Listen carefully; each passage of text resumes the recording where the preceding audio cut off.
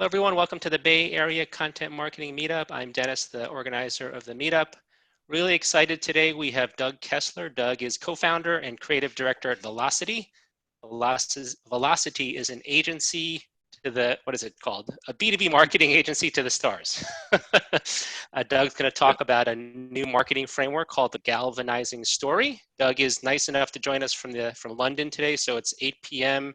his time. Doug, thanks so much for adjusting your schedule for us, and take it away. No problem. Thanks for having me. I'm going to share my screen and let me know if you see what I hope you see, which is my title slide. Do you? I see the desktop right now, but yeah, you're going into slideshow mode, I think. Okay, yep. So do you see the whole thing now? Yes. Title slide without any controls. Okay, great. So thanks for joining, guys. This is about how to find and tell your company's galvanizing story. I was telling Dennis it's kind of cut down from a longer thing, so I'm going to try. I've cut a bunch of slides. Not quite sure of the timing, may zip through a few, but we'll get rattling through. And do feel free to interrupt. I don't mind. We'll do questions at the end, but I also don't mind if anyone wants to chip in views or questions or anything like that. So I've been a marketer for over 30 years, and the last 5 have been, without a doubt, the most fun and the most exciting time in marketing for me. We've just been through something very, very special. It's the content marketing revolution. Why aren't I advancing? How about that? Yeah. So this kind of storming of the barricades of old school traditional broadcast kind of marketing and replacing it with this new thing. And it felt great. It just felt like an exciting thing. We were all on this learning curve together, right? And that was exciting. And then the weirdest thing happened. So the worst thing, in a way, that can happen to any revolution happened to ours. And that is that we won. The fights we all used to have about content and why it's an important way to get prospects, they've pretty much gone away. So maybe it's the junior and mid-level marketers from 5 years ago have risen to the top, and whatever reason, it's taken over now. In a way, content marketing has just dissolved into marketing, certainly for B2B, and I think increasingly B2C as well. And so it's just how things are done. But that leaves the question, now what? What do we do? And I think the way that a lot of marketing teams have answered that is to industrialize marketing, go into operational mode and process mode. And so, you know, we have things like content to persuade and engage and entertaining, and we've got editorial calendars for our social stuff, and we're mapping our purchase journeys, and we're tracking SEO keywords, and we got these periodic tables of content and sophisticated digital frameworks for doing everything. And it's all starting just to feel a bit like engineering, isn't it? Or accountancy or dentistry or something. And so as we all work furiously to industrialize this thing, this demand gen engine, content becomes just kind of a colorless, odorless fluid that you pour into this machine you've built, right? And you just pump in and it makes the demand gen machine go, right? And so content really has become, in a way, the goal instead of a means to a goal. Like, just give me some content to put in this part of my matrix, and then I'll get some more content, and as if it's just this neutral thing. And then optimizations become almost an OCD kind of disorder where we're optimizing. And I'm a big, big fan of optimizing, but you can't optimize your way to relevance and resonance. You gotta start with something good before you can optimize. If you do start with something good, optimization is amazing. Like, you know, Andy Crestodino, one of my favorite marketers, Orbit Media, starts with great stuff, and his optimization is incredibly effective. But a lot of people go straight to the optimizing and forget the meat there. There's no there. And so brands have become these, oh God, that's hideous, soulless content spewing zombies. I just realized how awful that is. I'm sorry. I'm going to move on. So this kind of empty, no there kind of, there's a lot of activity, but there's no there for a whole lot of B2B brands. Well, who are you? So if that's not really what's next, you know, what should be next? And for me, the next big thing is the oldest thing in marketing, really. Something that hasn't changed at all, while all the other stuff has changed so much. And that's the big, fresh, surprising, magnetic, galvanizing story. Now, what I mean by that is galvanizing story is a clear, compelling, structured narrative at the heart of your brand that unites everything you do and say. I love the word galvanize for that, because it means to shock someone into action. And it also has all these great associations. So you do the thesaurus on galvanize and you get jolt and startle, impel, motivate and stimulate and excite and invigorate. It's all these great words just kind of packed into galvanize. And as a definition, to shock someone into action, shock is marketing that doesn't reek of marketing, that doesn't shout marketing in your face so that people raise their defenses against it, right? And someone, it's about empathy and audience first, and then action designed to trigger something, measure something you can be measured. What we've noticed doing marketing, and you really can do quite a lot, obviously, without ever really capturing your galvanizing story. You can keep very, very busy, but without a galvanizing story, strategy, execution, they're disconnected. Content gets isolated. Tactics are stuck in their swim lanes. It's not working together. You can do a great piece here, and then someone has another issue, and a stakeholder brings another thought, and that's chased somewhere. So it's all disconnected. But with a galvanizing story, strategy, content, marketing, sales, demand gen, all have this focus, a shared guiding concept. It's a really important thing to have. I think I have to give a hat tip to Andy Raskin here, who wrote this blog post called The Greatest Sales Deck He's Ever Seen. We've been teaching some of this stuff in Velocity to our clients or helping them do this. And then someone pointed out just how much he nailed a very similar 5-step structure. And since I had read it a while back, I have to give him credit and say that a lot of this is his, our spin on it. But it's really good article and a good concept. He says a sales narrative, which is what he calls it, works best when everyone tells it. And so that's that unifying function, once it's bought into, it's told everywhere. And we'll see examples of that. The big example I want to talk about throughout, a company really built on story, is this company Drift. So I know you all know Drift.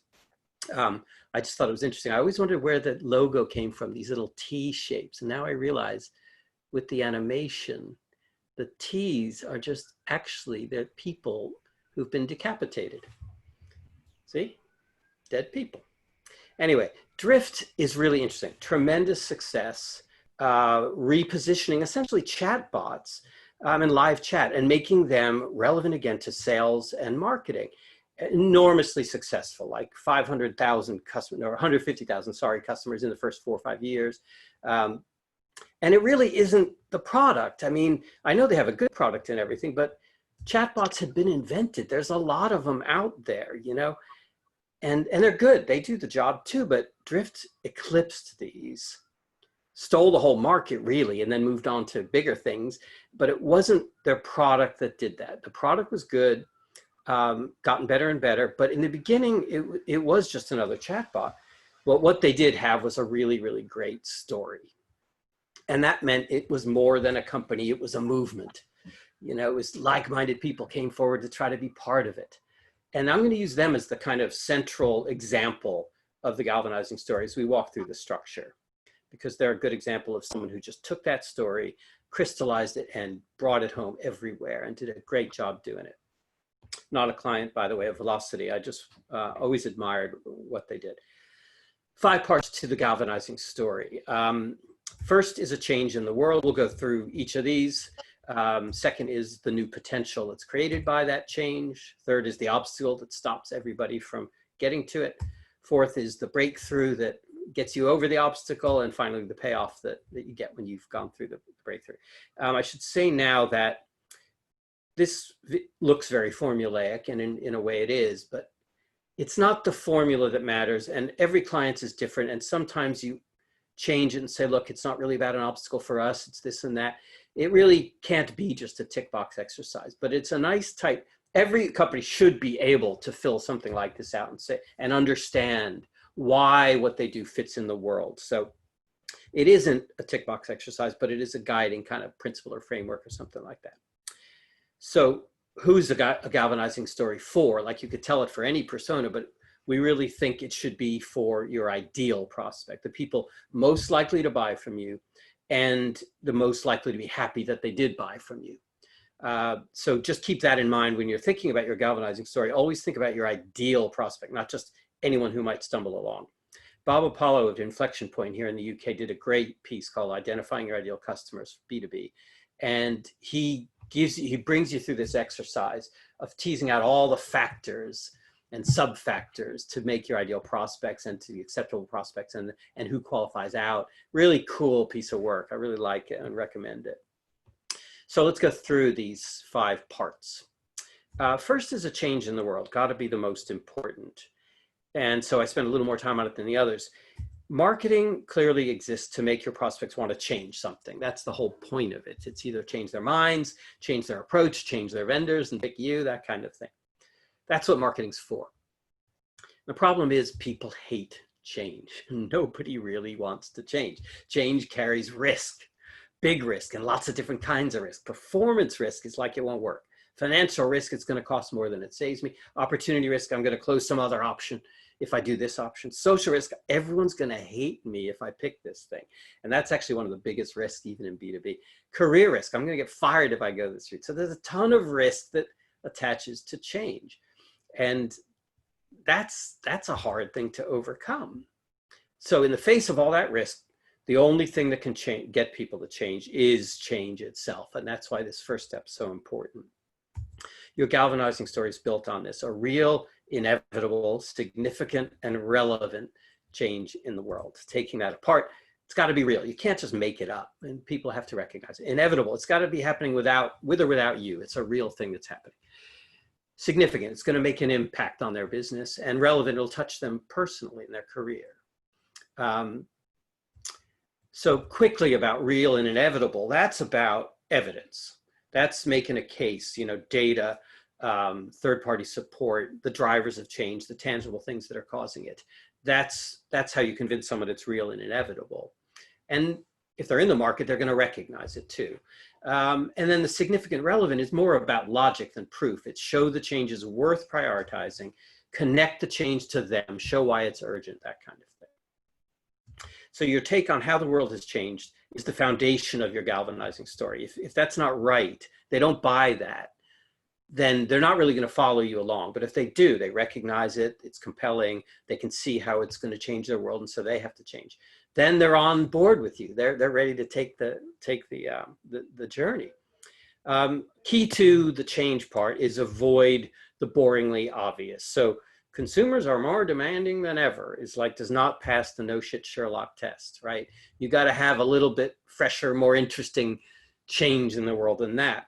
But what's weird is you also want to avoid controversy, because most part of marketing, you go towards controversy. You want something that's, debatable, and you want to get people engaged, but not in this one. You want people to recognize it and go along with you. You don't want them arguing at this stage. So if you say Bitcoin will inevitably replace world currencies and then go moving on from there, like take that as a given. Now they're not going to come with you. It's way too charged and controversial, way too much to argue about. So you really want that sweet spot of things they recognize but are fresh and compelling. Maybe it's just a fresh spin on a trend everybody knows about. If you succeed at this part, the risk of inaction becomes greater than the risk of action.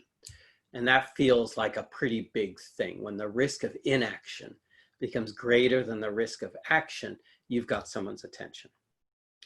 Looking at drifts, the change in the world they use is that buyers change. The information asymmetry that used to exist where sellers had all the information, buyers didn't, reversed. Buyers have more information than sellers do. Sales and marketing have not responded. So that's the change in the world. From their website, there's a problem with the way we've been taught to market and sell. It no longer matches how buyers buy things. So this kind of disconnect has happened. And you can tell the tension in that. It's like you play a chord on the guitar or something which is dissonant, and you need it to be resolved. And that's what this should feel like viscerally. Okay, so they've set that up. This has changed. Now we're on to the new potential created by that change in the world. And the point here is to channel the anxiety of change into the excitement of opportunity and get people into, wow, this is going to be worth it. The change in the world creates the new potential. They're very, very much intimately linked. That's kind of what I like about the galvanizing story structure. There is a tumbling logic to it that if you go along with one, you tend to be ready, primed for the next. And if it's well built, you find yourself kind of agreeing. So the change in the world creates the new potential. Potential to do what? Solve a problem, seize an opportunity, or do both. We tend to like looking for opportunity stories because the upside is just kind of unlimited. Solving a problem, you can only take the pain away. You can't kind of go negative pain. But a lot of them, of the new potential, is about doing both. The story needs a clear view on this new potential created by the change in the world. And in this, you got to avoid overclaim. You can't hype the hell out of it. A new lobby carpet will transform your customer experience. No, it won't, and so just saying it will doesn't mean it will. On the other hand, you don't really want to underclaim either and make it so boring no one wants to go along with you. So a new lobby carpet will transform and improve your lobby. That's not that great either. Somewhere in between, right? For Drift, it was conversation creates a fast lane on your website. That's the new potential. Fast lane on your website. I love that. People love communicating with messaging because it's fast, easy, and actually feels like a conversation. So they're talking about this new potential, this new way of talking. That's the second, new potential. Change in the world, new potential. The obstacle. All right, so what's in the way? What's stopping your prospects from responding to the change in the world and getting the goodies that we just talked about? And it's usually things like it's a mindset or a legacy technology or the cost of the available options. Something's holding people back. Those first two, mindset and legacy technology, tend to be the things in B2B tech, that are holding people back. Not always, but usually.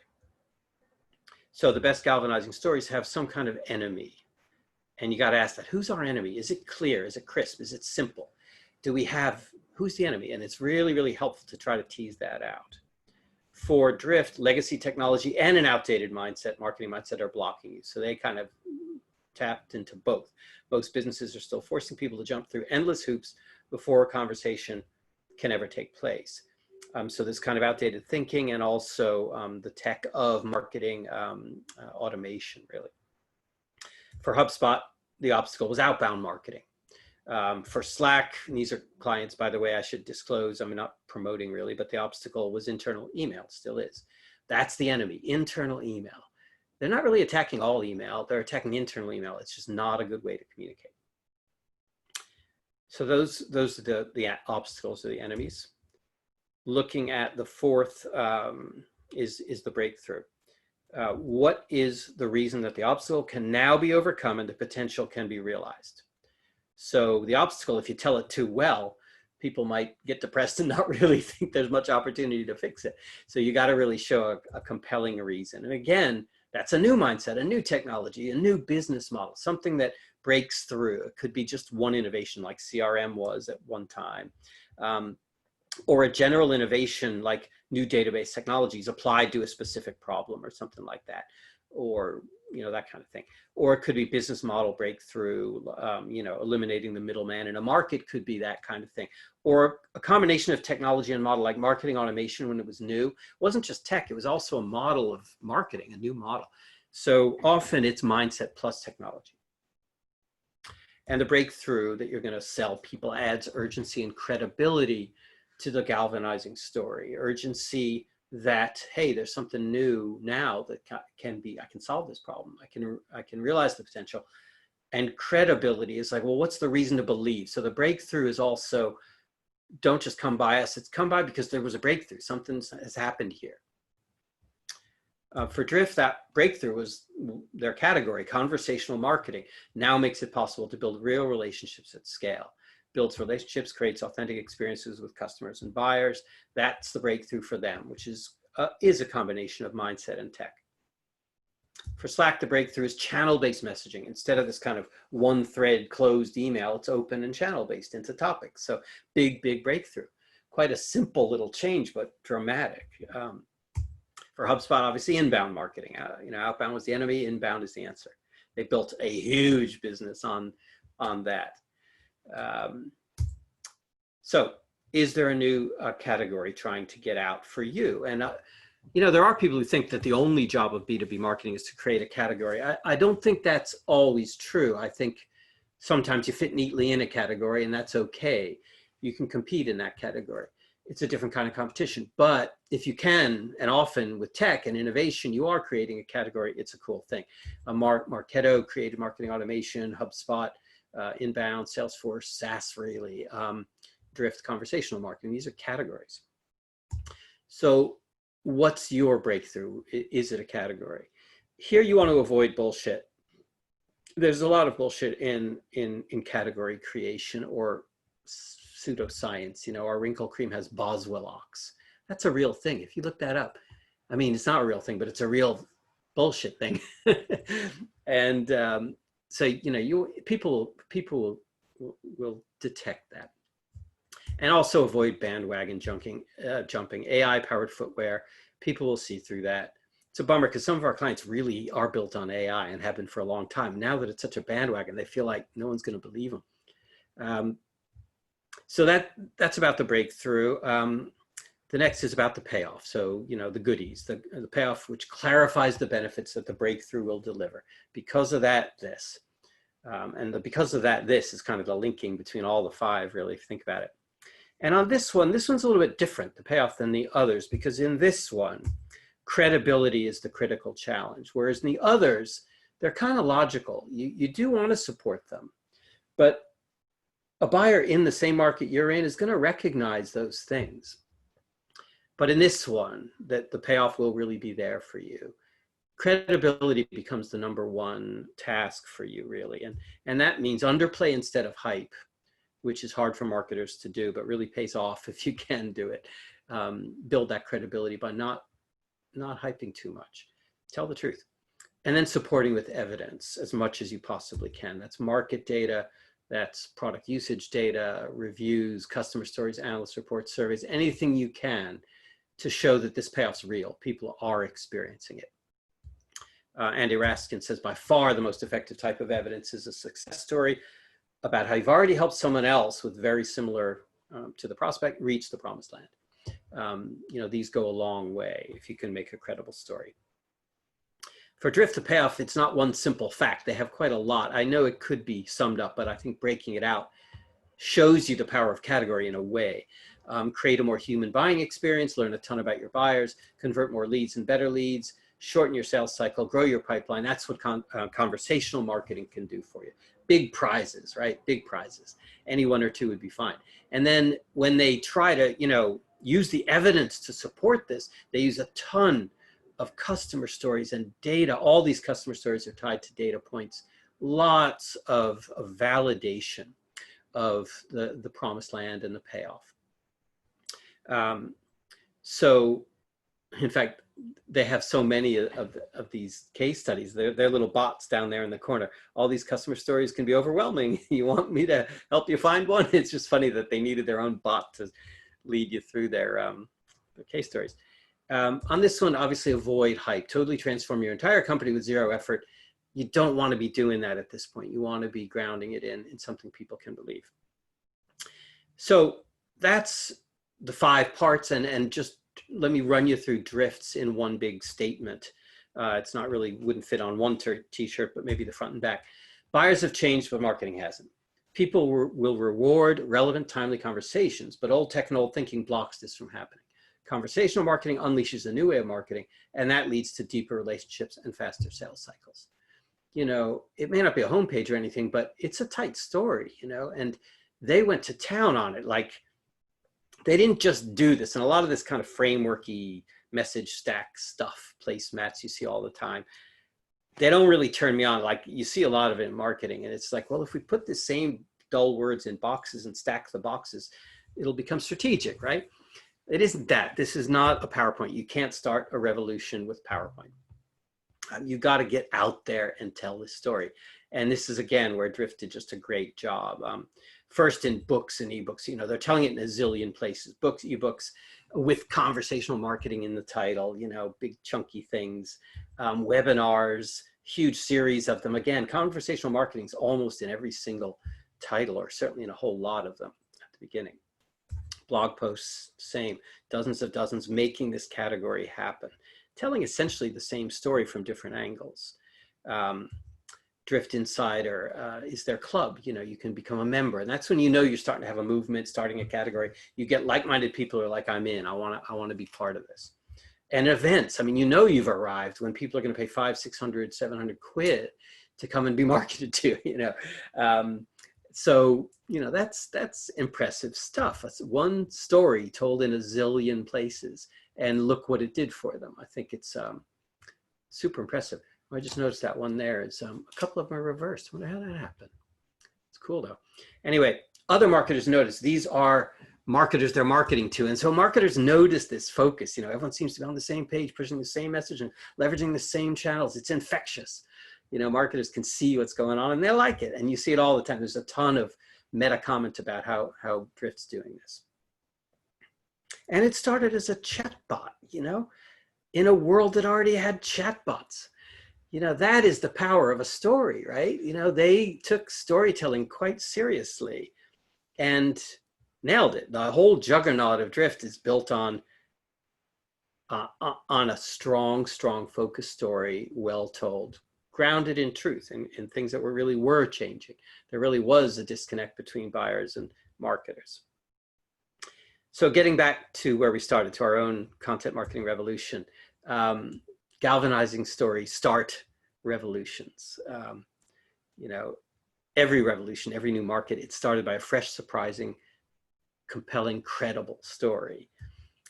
So by all means, industrialize your marketing. We all have to do that. And the bigger the company, the more we got to do it and optimize till the cows come home or till your KPIs show that the cows are on their way home. But underneath all of this and all of these weird frameworks and matrices, make sure there's a there, that there is something to your brand, that there is a really compelling story, that you're not a soulless content spewing zombie with bloody mouth gob and stuff like that. I wanted to end it with just doing a galvanizing story for galvanizing story because it gets meta and it's fun. What would ours be for this whole talk, really? Content marketing alone is no longer enough. If you can stand for something clear and compelling, you win. But marketing has become fragmented. It's lost its soul. The future is the past, the big idea and the galvanizing story. Get it right, you can bring your zombie brand back to life. So do start your revolution, but if you're going to do it, cover your boobs. Thank you. I've been Doug and from Velocity Partners. Well, that was great, Doug. Let's see. So folks, you can use the chat area if you want to ask questions. You can also feel free to unmute yourself if you want to speak your question. I know Monisha has a question. Do you want to speak your question, Monisha? I can read it. Hello. Thanks, Doug, for that really interesting talk.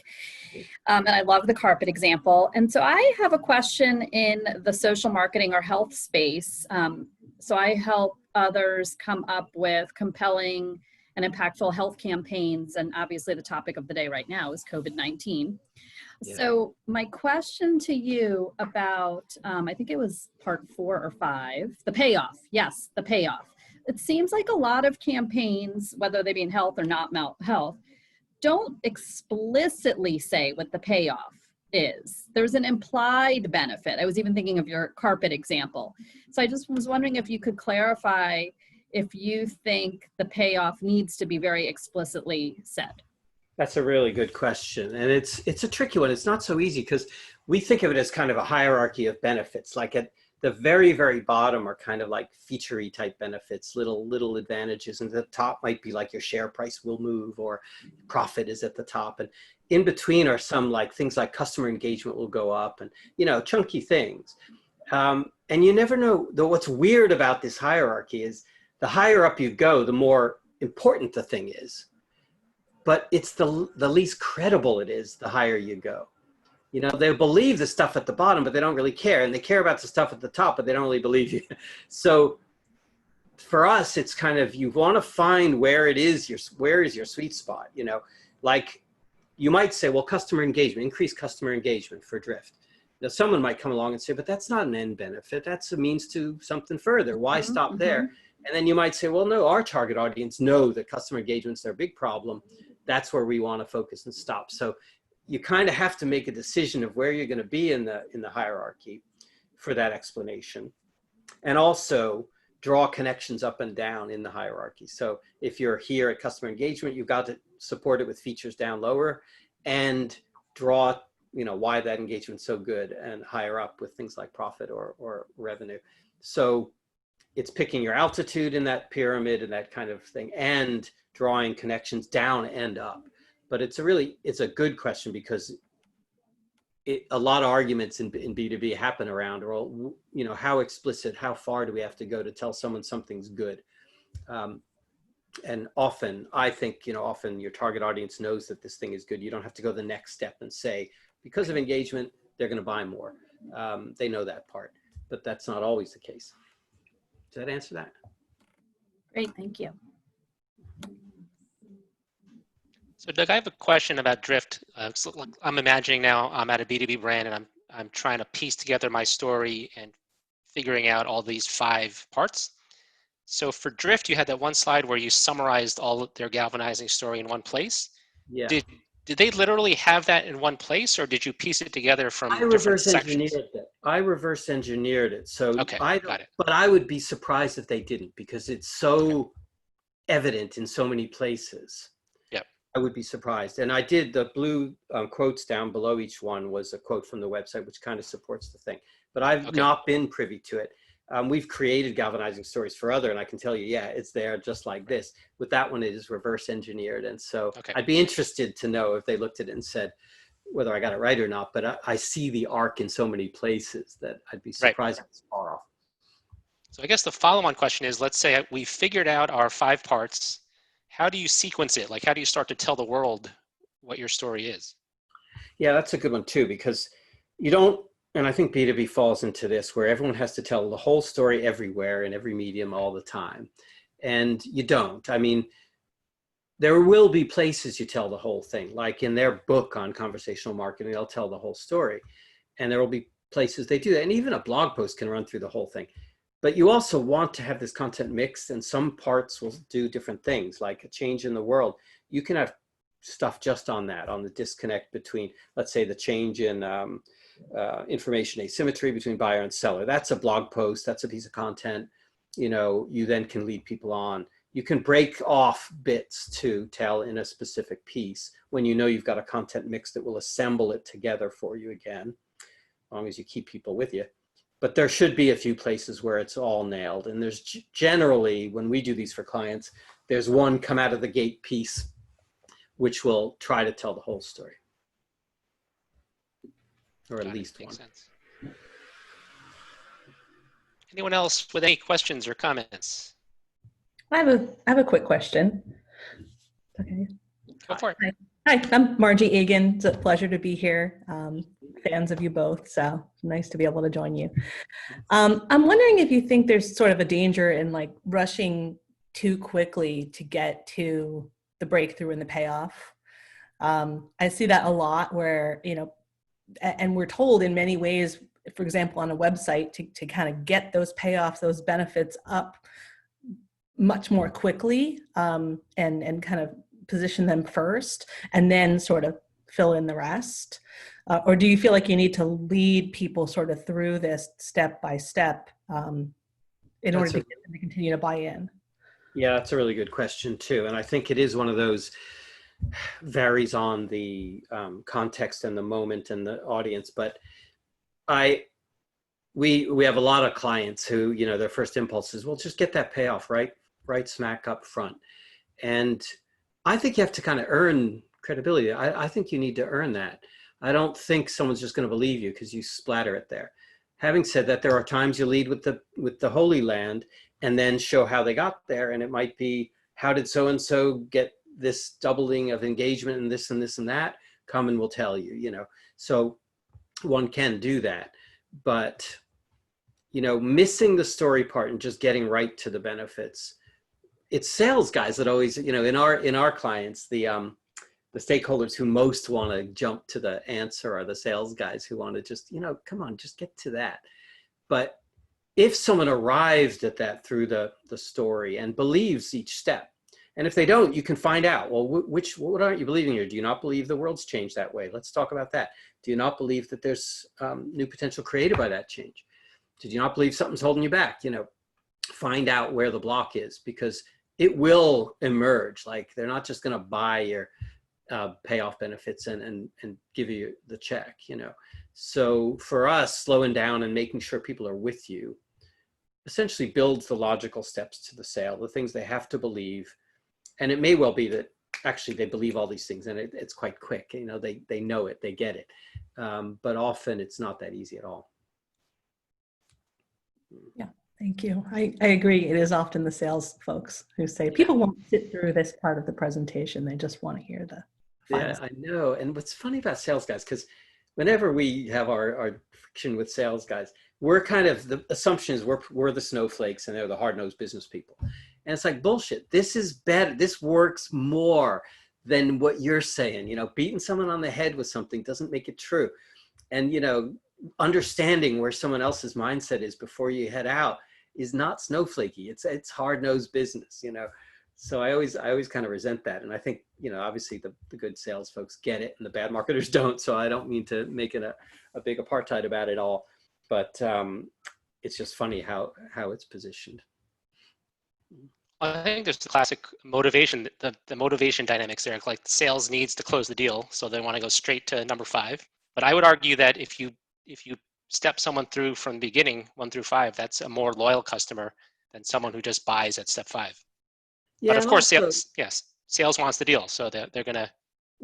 Which totally makes sense. And, you know, what I would say to them is, yeah, but marketing will give you someone who's been through this or someone cold. Which would you rather have? Right. So yes, you have to get right to it, but marketing can prepare people for you and educate them through this. And if I were a sales guy, I'd much rather have someone who's been through this and wants to talk to a salesperson. That is what I call a qualified lead. Right. Any others with questions or comments?